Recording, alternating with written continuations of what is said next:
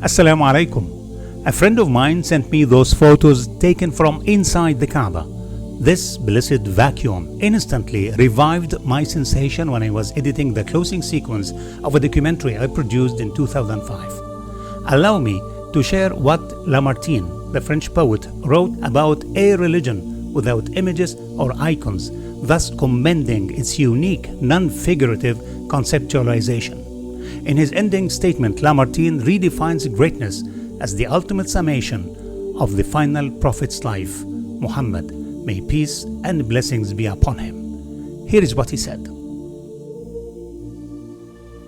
On the other hand, might end up reciting what the French poet Alphonse de Lamartine has reached at the final chapter of Volume 2 of his book, The History of Turkey, published in Paris in 1854.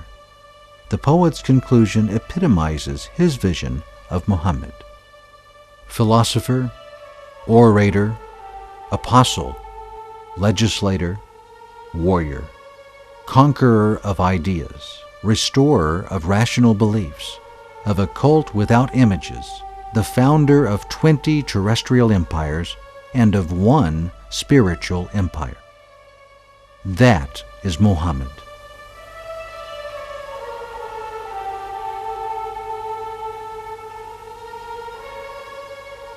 As regards all standards by which human greatness may be measured, we may well ask, is there any man greater than he?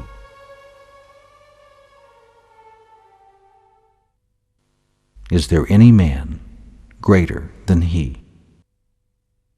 Sallallahu ala Muhammad, sallallahu alayhi wa sallam, sallallahu ala Muhammad, sallallahu alayhi wa sallam, sallallahu alayhi wa sallam.